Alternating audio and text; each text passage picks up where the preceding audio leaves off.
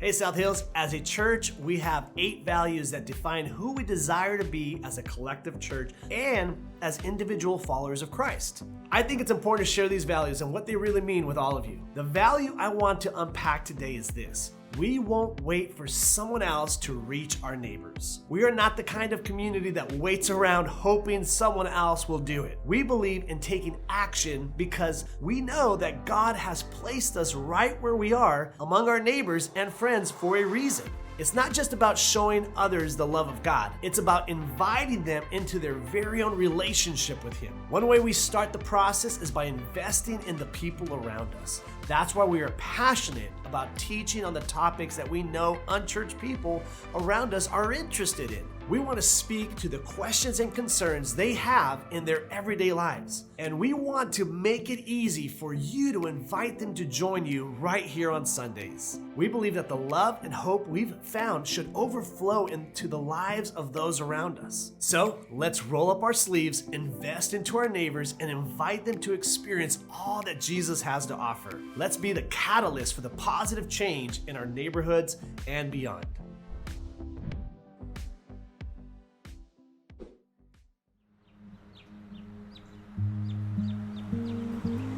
I've been doing the Bible study. I've joined the group for the past, 16 years. It's been multiple studies. At one point, the group was so big, it was like 30 people. It was like a mini church.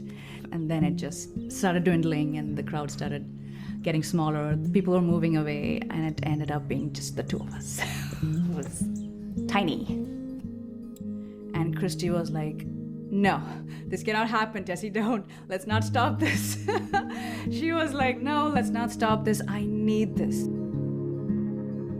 I said, "Tessie, no matter what, even if it's just you and I, we have to keep this group going. I need it. I need it from my soul.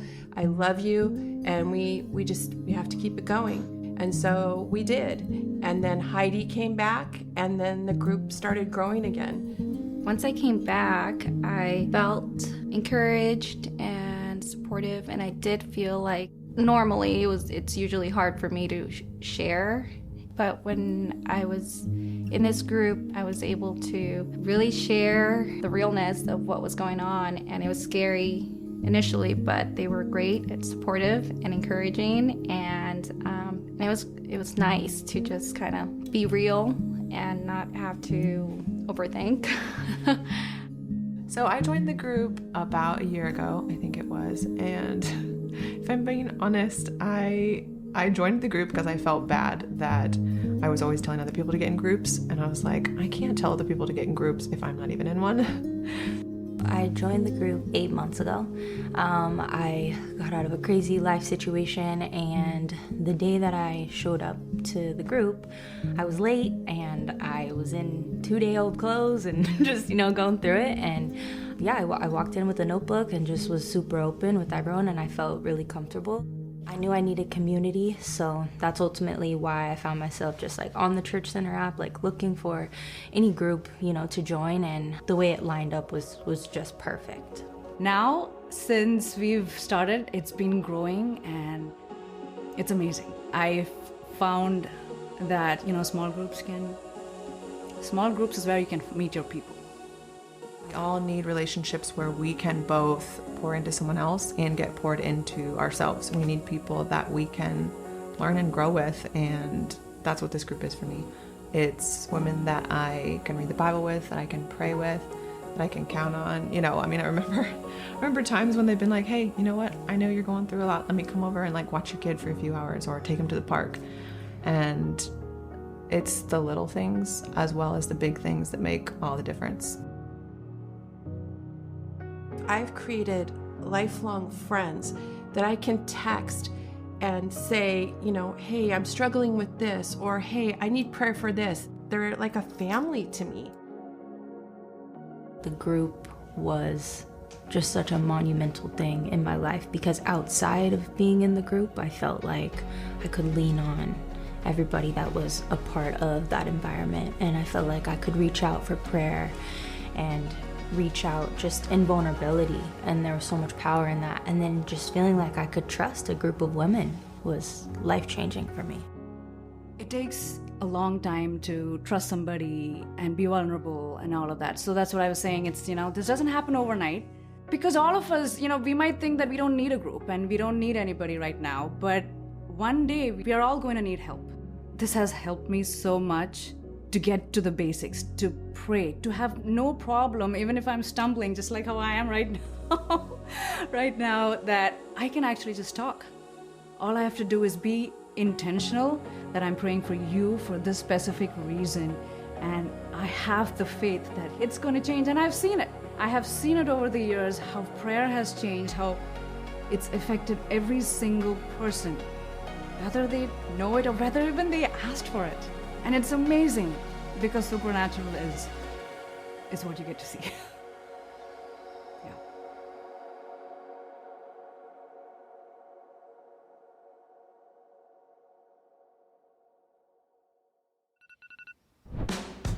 Yeah. Emery! Over the head. Can you put your pants on? Have you seen Emery's bows? Come on, man. I got pants. When this time? No, we're not. Here you go. Where's your other shoe? I got underneath the trampoline. Huh, how'd it get in there? All right, let's go. The kids. You guys, let's go.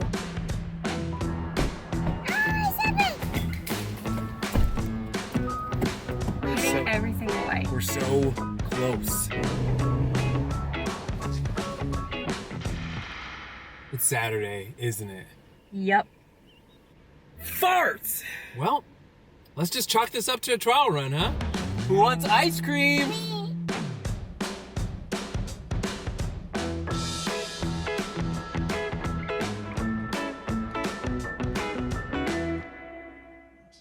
So week number 5. You guys ready? Here's a lie. There are certain rifts you just can't repair. Come on, somebody. I didn't like this one because there's people that I don't like and I just want to leave it let lie. I don't want to mess with it. I don't like you. You don't like me. Let's just leave it at that.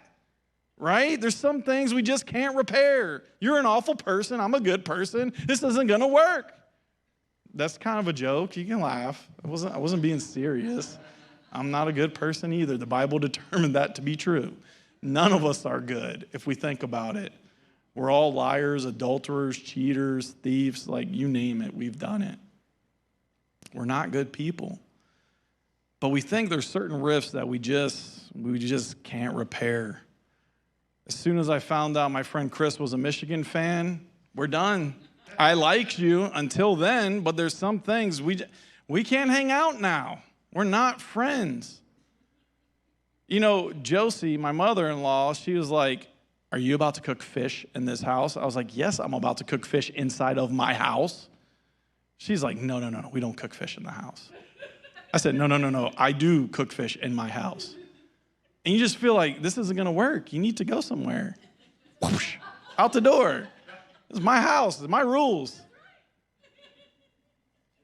But has anybody ever fought with somebody? Maybe it is over something stupid like that, but maybe it's over something very serious too. I mean, I go back to Macaulay Culkin, Home Alone. It's Christmas time. My family already started on the Christmas music and Christmas movies. So I was like, well, let me just go ahead and get in the spirit and give you guys an example. Anybody remember the old man with the snow shovel? And he was like the murderer looking dude. He's all scary. And turns out him and his son were just at odds. And that relationship had been at odds for decades. Life is short. We don't want this to happen.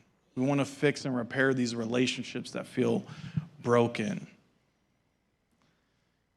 Anybody ever argue about the insequential details or stories? I mean, your personal preferences? Maybe about historical figures that you really don't know? You ever, like, George Washington is my favorite president. How do you know George Washington is your favorite? You never talked to the guy. Or what about Abraham Lincoln? He couldn't lie. He cut the cherry tree. Was that Abraham Lincoln or was that Washington? That was Washington. I was checking on y'all to see if you were paying attention. Jiminy Christmas. Now we can't be friends. because you laughed at me and you hurt my feelings. We're done. We're done here. But listen, what do you do if something that is not just a molehill, it's a mountain, even if it started out as a molehill? Maybe your dad didn't attend your baseball games because he was working. Now that you're older, maybe you would realize he was working so that you could play baseball. But what seemed like a molehill or a misunderstanding is now you don't love me because you didn't come to my games. And he was trying to say, I love you so much that I'm sacrificing everything so you could play that game. The thing that happened between you, maybe it isn't a little thing at all. Maybe it is actually big. It's unavoidable, undeniable. There's no pretending that it didn't happen. It did happen. This is a problem. Mayday, mayday. We went down. Anybody ever had a family fight, a family argument? I had one. Boy, I sure did block that person on Facebook. That will show them. Texting, blocked you there too. You are out of my life forever. Tried to call, I ain't answering. I recognize that number. Deleted everything I could and just avoided them for a very long time. We've all been there. I'm not perfect. Maybe your mom told you not to marry your current spouse. Oh, that was a big one. That was a big one. Boy, I stepped on the toe if that was you.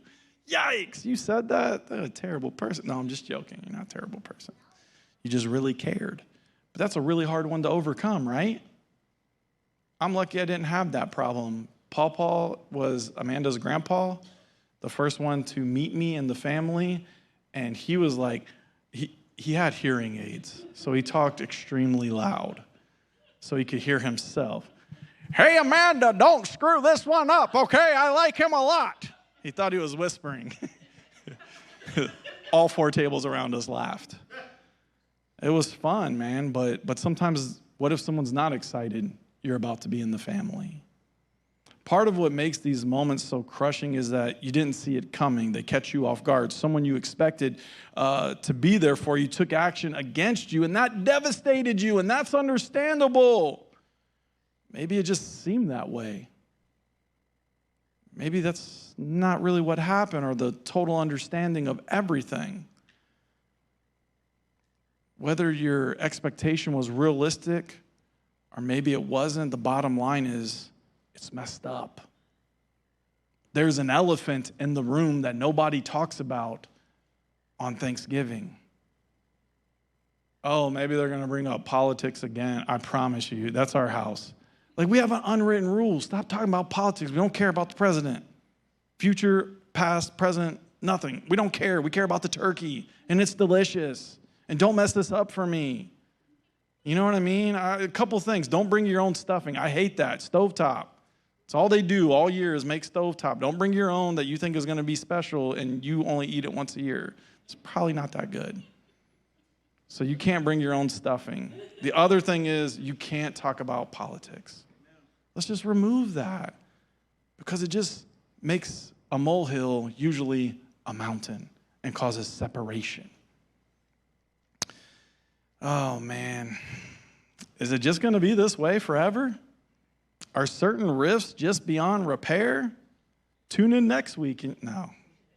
Sounded like a cliffhanger right there. Sometimes we're not sure if we even want to repair it. That's where I was. I was done. You hurt me, man. You hurt me bad. You asked me 3 or 4 times the same question. I gave you 3 or 4 times the same answer. Now I want to body slam you. Now I want to hit you. I'm just being honest. I'm not a little guy. I was mad. I was fighting mad. I was very upset. Somebody questioned everything about me, all my integrity and manhood and family and everything. Like, we have a serious problem from a questionable source. You know, like I never went back at them. Be like, are you really the person to tell me? Do you see how deep this runs in me? It kind of triggered me, guys. Kind of got me riled up here. So why is that? Why is it that we get this way, and why is it that we're dealing with these things? I'm going to give you a biblical example in the book of Genesis. There's a story about a guy who is in this kind of moment. He's on the verge of recontacting people in his family that he's been estranged from for years for a very good reason, okay? We're not going to not validate the reason he's been estranged from his family. But he's starting to wonder, is this a bad idea that I try to reconnect? So we're going to read Genesis 32, 3 and 5. This is about Jacob. He's going to decide to send some messengers to his brother. It says, and Jacob sent messengers before him to Esau his brother in the land of Seir, the country of Edom, instructing them, thus you shall say to my lord Esau. It's lowercase lord. It's like he's trying to give him a title. Thus says your servant Jacob. So he puts him up and he brings him down. He's trying to, see what I'm saying? He's trying to butter him up a little bit before he gets there. Like, hey, you're above me, I'm below you, things like that. And he says,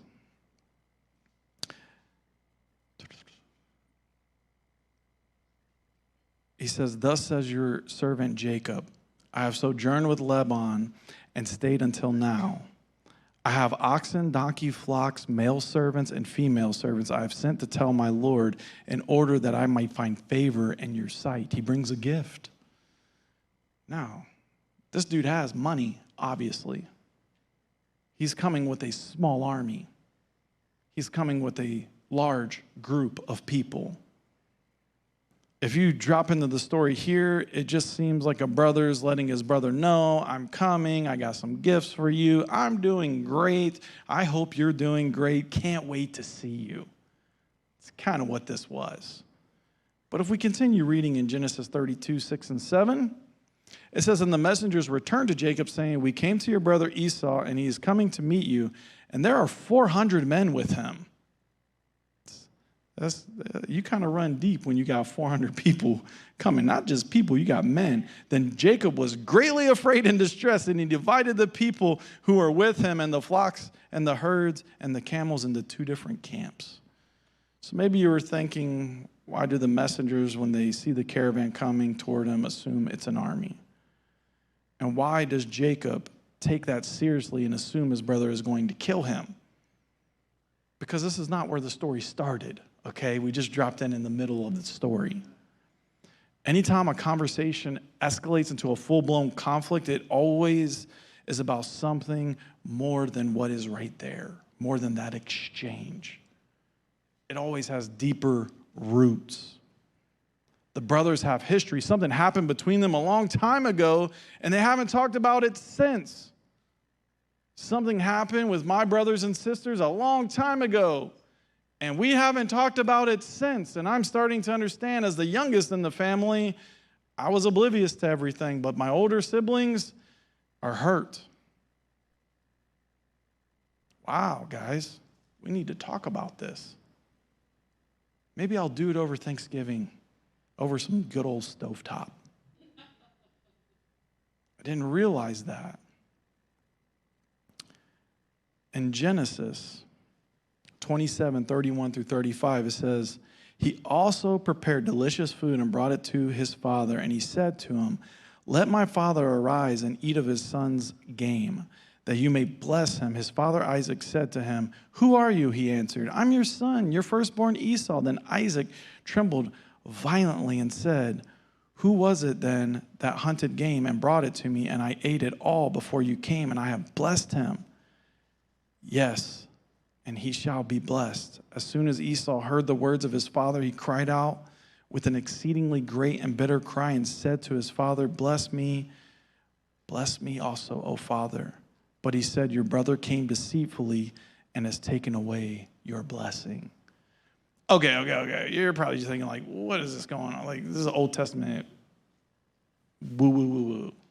No, this is a huge deal. This is a birthright. This is the right to be the firstborn son in a family and inherit the majority of the father's possession and his authority, replacing the father as the head of the family. And it was officially bestowed on the recipient in a ceremony before the patriarch's death. But it wouldn't become fully operational until he passed. Oh, man, do you guys see what he did? He tricked his dad into giving him a blessing, giving him the inheritance when it was rightfully the other brothers. What a terrible brother. What a dysfunctional family. I mean, all your families are perfect, I know. But this one is out there. This is worth several $1 million. He thought he was going to be the CEO of his dad's company, and his brother came in and tricked his dad late in his age. In Genesis 27:41, Esau, he really hates Jacob, and he vows to kill him. He says, now Esau hated Jacob because of the blessing which his father had blessed him, and Esau said to himself, the days of mourning for my father are approaching. Then I will kill my brother Jacob. We're going to let dad die. We're going to let him move on. But then I'm going to find you and I'm going to kill you. Them are fighting words, if I've ever heard fighting words. So Jacob's servants see the caravan coming towards him. It's got to be an army, he thinks. Esau spent 20 years hating me, and now I'm going to have to pay for what I did. He's going to have to pay for his deceit. Because that's what happens. Past trauma with the person makes even neutral interactions with them appear threatening. So you're going to try to get somebody to come over for Thanksgiving. You're going to just squash the beef, right? That's what the kids say. I'm trying to work on my youth pastor lingo for Monday. We're going to squash the beef, okay? How about you guys come on over for Thanksgiving? Immediately think, why you want me to come over to Thanksgiving? He's going to try to out me in front of everybody. He's going to try to do this. She's going to talk behind my back. She's getting ready to set me up for public humility. She's going to try to make me cook stuffing, and she knows I can't make stuffing, and I should just bring over stovetop, but now she gave me the stuffing. I'm very serious about the stuffing, guys. Don't do it. If you love Jesus, if you love the Lord, do stovetop. But when you push relational rifts down and you don't deal with them, they end up resurfacing later in inconvenient times in explosive and often destructive ways. You have to talk about it. Do not be like Macaulay Culkin in Home Alone. He sat there, actually be like him, my bad. Because he's like, hey, Grandpa, you got to talk to your son, okay? You're going to have to do this. He's like, I don't know. He's not going to like it. Well, how would you know? You never tried. You're going to have to talk. Everybody say talk. Okay, you can do it. You can do it. You got it. If you spent much time with Jacob, you would kind of learn, don't ask him about his family back home. Don't mention his twin. Don't accuse him of lying. He's going to flip out. And people in your life have these sort of off-limit subjects, and so do you. We call them buttons. I like to annoy my wife. It's a button, and I like to push it because it's red and it's shiny, and it's fun to push her buttons. It's fun to annoy her. It's fun to try to make her laugh when it's not a funny situation. But it could be, right? That's a hot button for her. Like, I'm trying to be serious. Me too. And then I want to laugh. Funeral would not be an appropriate place for that. It's a joke. But a button, it's a surface level sensitivity to certain words, actions, or environments that trigger an instantaneous defensive reaction connected to past trauma, not the current situation. We don't realize that a lot of things we do are based on how we were treated as kids. When my parents moved, we moved all the time, and no one thought about my feelings. Nobody thought about my friends. Nobody thought about my school. We didn't even talk about it. It was just like, we're moving. Pack your stuff up. Here we go. Oh, cool, because I thought I was going to graduate here. Cool, now I'm going to have to start all over again. And we never talked about it. We never made it like a family thing. So now when we move, I make sure my kids are all on board with everything. Like, I've learned from that. But when somebody tries to tell me to do something without considering me first in the move and how it's going to affect me, triggers me. You know, there's certain things that trigger you. A button is a result of someone you expected to be for you taking action against you in a way that devastates you. We all have these buttons. Why do you get so mad at the drop of a hat when someone's not on time? Probably because you got beat as a kid when you were late. And now it triggers you. You see what I'm saying? It's a hot button for you. Now I have to deal with that, and I have to ask one of my children, something else I can't help with? What in the Siri is just happening? You need to go on. I don't know, Brecklin. It's still trying to talk to me. See a bubble. So with that, I have a kid who's constantly late. And I have to ask myself, it triggers me. Because here's a story. Amanda was pregnant with Ethan. We just had Ethan. He's less than 1 week old. Dude decides to blow up his diaper. I mean, it's going in both sides of the legs, everywhere. It is nasty, y'all. It is all over the place. Got on the bed. Amanda's crying. She ain't slept. I haven't slept. I'm ready to cry. And she's like, can you change the baby's diaper? I'm looking at my watch like, I have got to go. And she's like, are you kidding me right now? It was like the face of death that I was staring at. It was dark. It was cold. It was scary. And I was like, I really got to go. And she said, you really don't. And then I changed the baby's diaper and I cleaned him up and then I was running to my car in a full sprint. I was running to the parking lot, to my office. I was a youth pastor at the time. I ate breakfast. No, I did not eat breakfast. My pastor ate breakfast with President Bush and was in charge of Helicopter Fleet 1 in the United States Marine Corps for 29 years. So when he tells me I have to be there at 8 o'clock, apparently it is life or death. I found that out at 8:02. As I told Amanda, I did not have time. I couldn't do this. I'm going to get in so much trouble. I've never been in trouble. I'm like 6 months into this job. This guy's for real. This is what happened. My office door is over here. My office was right here. I come into the door over here, and he is sitting in my chair, and he swings around in my chair, and he pokes his feet up on my chair. And he goes, you're late. And I said, I know, but, and he stopped me right there. This is what he did. He stood up, 6'3", 225 pounds. He said, you're late. You're dead right now. You can't talk. And he spit just like that all over me. And I couldn't do anything. And he said, how do you feel? And I said, I was processing because, again, I signed up for the ministry, not the military. So it took me a second. I'm processing. And he's got a knife hand. If anyone in the military knows, it's stabbing you. And he stabbed me about 7 times already with the knife hand. And he asked me a question. And when a grown man that big and that scary asks you a question, what are you going to do? Answer, right? So he said, how do you feel? And I said, well, I feel, you can't talk right now. You're dead. You killed yourself. You killed all your men. We're going to explain to their families while you're late, and we're laying a casket in the ground 6 feet under. And I was like, oh my gosh.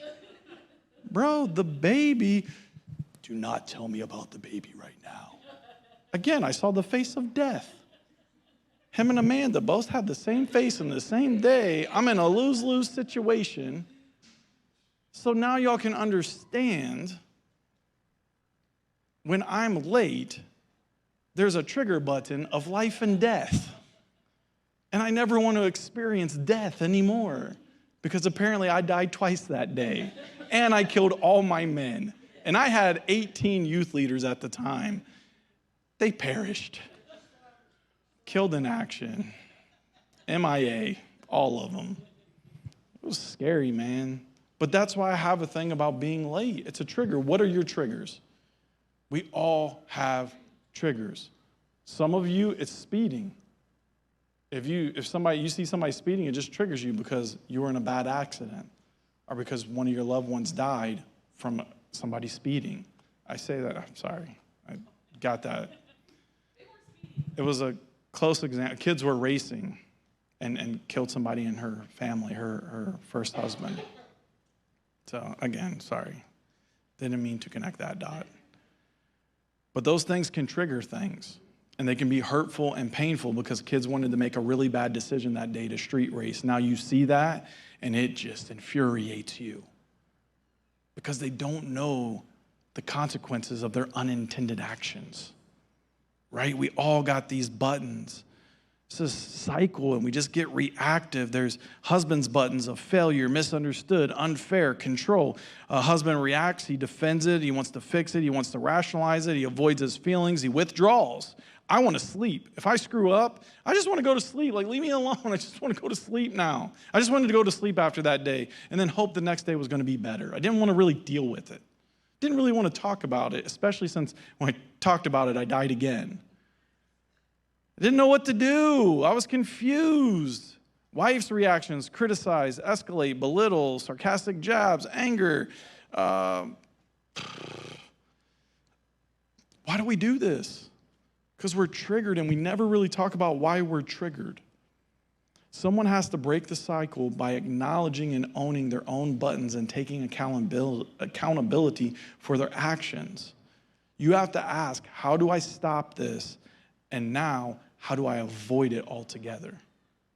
It's very practical advice, but it's hard. You have to talk about what your buttons are.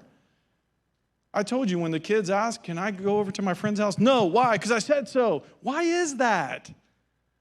What triggered you? Because my mom and dad never let me go. Well, now you're a baby. No, I'm joking. We got to talk about it. We got to figure out why these things are happening. Repairing a relationship requires taking responsibility for your feelings and actions, not blaming or changing theirs. That's what we need to do.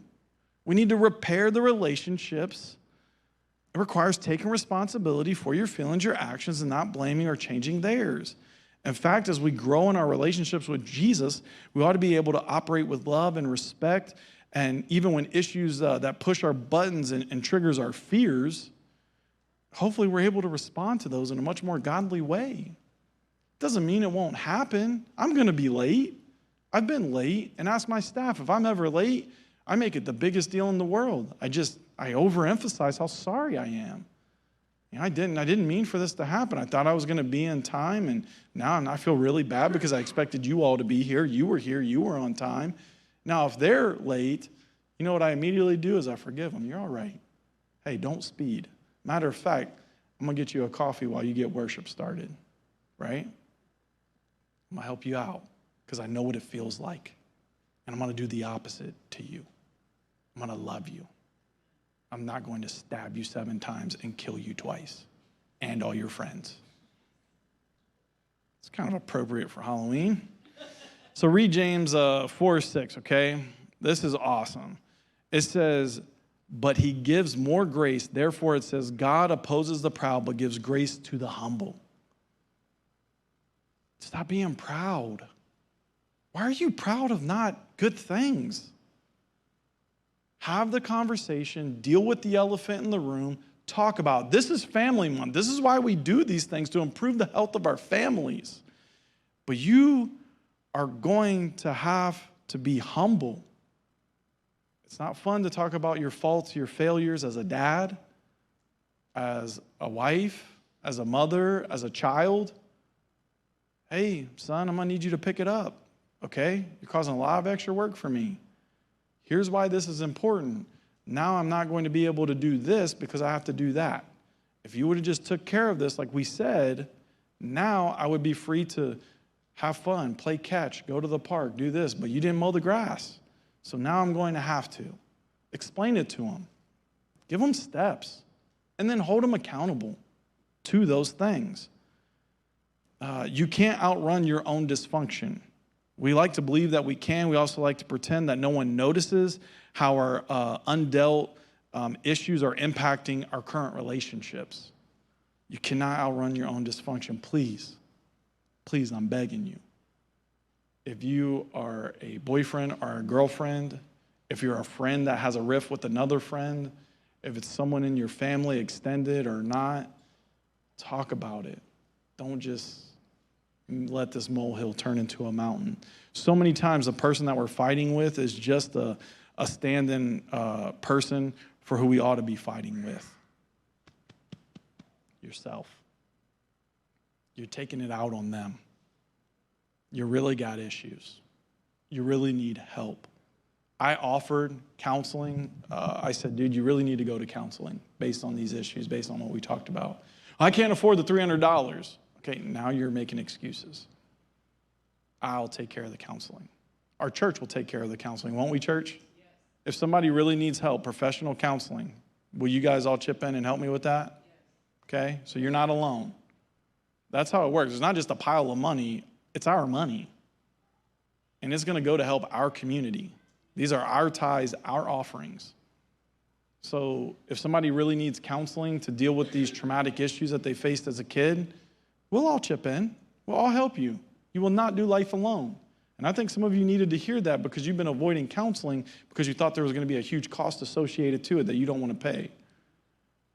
The bigger price to pay is your pride. That's what you're really scared to pay with. Because I just told you, we'll take care of it.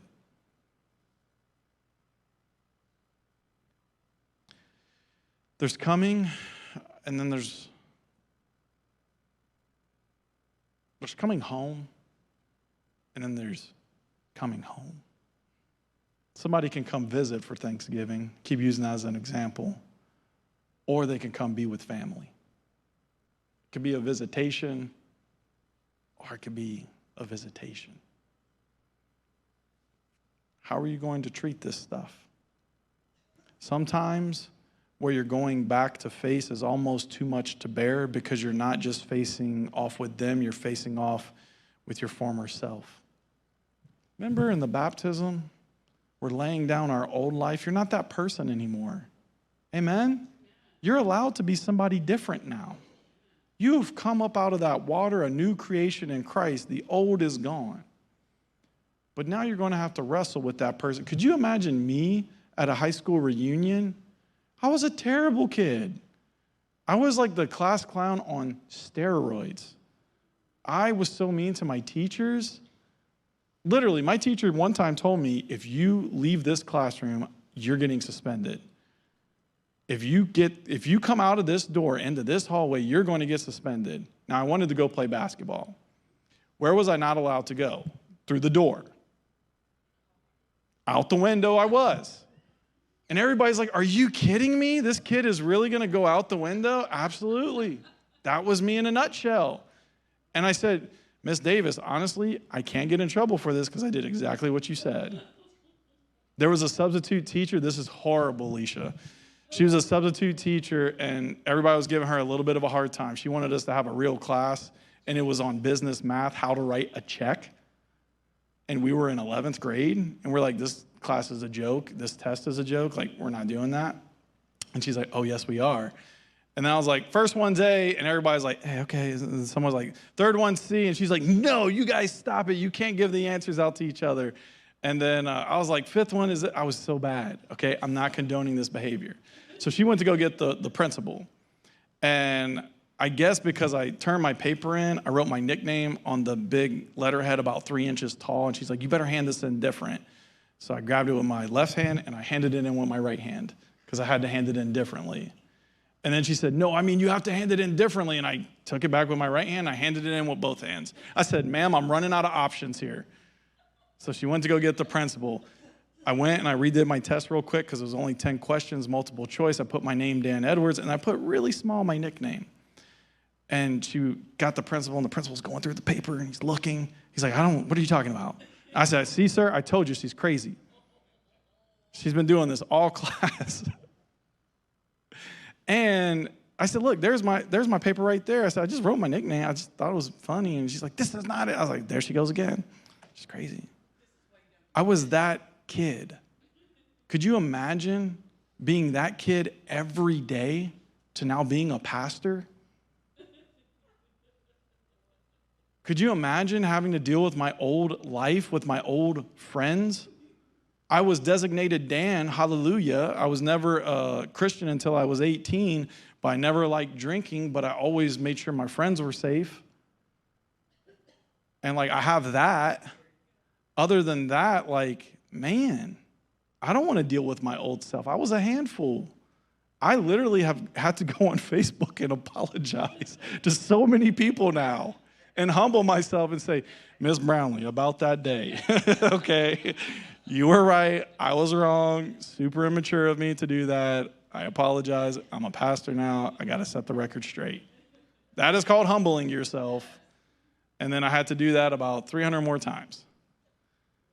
But do it and have those tough conversations so that when you do see those people, you can laugh about it. And it won't be like, I hate that guy. He was miserable, to work with, to be a student of mine. Now we can laugh about it, hopefully. But sometimes what you're going back to face, it does feel like it's too much to bear. In Genesis 33, 3-4, it says, he himself went on before them, bowing himself to the ground 7 times until he came near to his brother. But Esau ran to meet him and embraced him and fell on his neck and kissed him, and they wept. There was a reunion and there was forgiveness. It's not how I thought it was going to happen. I thought they had armies, they were ready to square off. But he really humbled himself in his approach. How can experiencing deep relationships really help us heal, even if the other person is going to refuse? Sometimes you got to say, hey, I've done all I could do. I've really tried, and that's enough. New Testament, Hebrews 12, 14 and 15 says, strive for peace with everyone and for holiness, without which no one will see the Lord. See to it that no one fails to obtain the grace of God, that no root of bitterness springs up and causes trouble, and by it many become defiled. Don't let anything happen. In Ephesians 4, 31 and 32, it says, let all bitterness and wrath and anger and clamor and slander be put away from you, along with all malice. Be kind to one another, tenderhearted, forgiving one another, as God in Christ forgave you. What is preventing you from being kind, tenderhearted, forgiving towards them? Take the steps to rid that for yourself. That is going to be the key to your peace and your sanity. When we say rest in Christ, rest in the fact that you did all that you can do, and now that person is just a butthead. Okay? It's appropriate enough. That's how you really feel. But if you've done all you can do, then you've done all you can do. So I want you to think about this. Tell that person, I want a better relationship with you, and ask what's one small way I can demonstrate that I care about you. For my wife, that is doing the dishes. If I do the dishes, man, she knows I care about her without being told. So, men, if you want your wife to know that you care about her, take out the trash before you're told. It is still your job anyways. Do it before you're told. Do the dishes. Help out. Sometimes it's something else. Sometimes it's like, well, why don't you just go to lunch with me? Why can't I just see my grandkids? Oh, I didn't know you actually wanted to see them. Sure, you can come to a baseball game. Oh, gosh, I feel like an idiot now. I didn't invite you into that. What's one thing that we can do to get this working a little better? I'll tell you the key to one of mine. We do lunch. We go to a certain place for a certain time. You can't really mess it up too long, right? You hang out too long, it can go kind of crazy. Thanksgiving, you got plenty of several hours, my friends. Be careful. You might want to start before then. But a lunch, 1 hour, you can talk, you can hang out. They're going to go, you're going to go. You can be cordial enough for 1 hour, right? You can eat some food. You can talk about the food if you have nothing else in common anymore. It's a great pizza. Sure is. Start there. Ask forgiveness. Some of you are holding yourself torture, and the other person doesn't even know about it. They might not even be thinking about it the way that you are. Maybe you've been hurt by something. I get it. The key to this family month is you actually doing it, actually having the conversations that we've talked about. Guys, I love you all, my whole heart. If you are deep-rooted in some issues that you can't get yourself out of, we can provide counseling. I did that for somebody last week. I said, are you sure you're through this? Are you sure you're done with this? Are you sure you're not battling? They said, no, I promise you, I went to counseling, I've done all this, I've taken all my steps to do everything I like to do. And I told them, if so, I can help you with this. Now, I can't because I'm not really qualified. Okay, I'll do marriage counseling. I'll do 3 45-minute sessions. After that, if this is not resolved, we're going to get you like professional help. Okay, and I can help, but some things I just can't, or I'm not that good at. My wife is much better, but we'll help you however we can, guys. To struggle and to struggle alone is your choice. We're your family, we love you, and we're here for you. Amen? South Hills Church, I just want to take a moment and say thank you for watching our service online. Whether you're watching it for the first time or you're watching it again because you enjoyed the service so much from the weekend, I'd like to take a moment and dive into our giving. Every week we give people the opportunity to give back and give to the local church so that God can continue to bless your lives and bless your finances. Here at South Hills, we believe that everything comes from God. We believe that He's the one that chose us and brought us into this world, gave us our gifts and talents and abilities. And I just want you to know that when we give, we are giving back what God has already given to us. If you've ever seen any of our envelopes at a South Hills campus, you'll see on there that it says, every week at South Hills, your generosity is giving people the opportunity to live a better story. And there's a scripture on there in Matthew chapter 6, verse 21 that says, where your treasure is, there your heart will be also. So I want to encourage you today to click down below and set up your giving, whether it's for the first time or whether you're doing reoccurring giving. We have 4 ways to give here at South Hills. 1, you can do it in person at any of our campuses through an envelope. Or 2, you can actually text any amount that you would like to 84321. And the 3rd way is to download our Church Center app.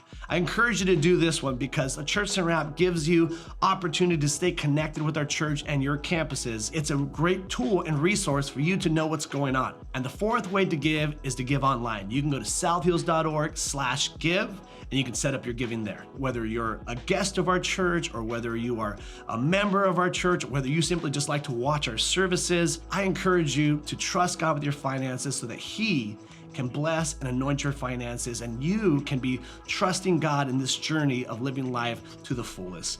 I love you, and thank you for watching our online service today.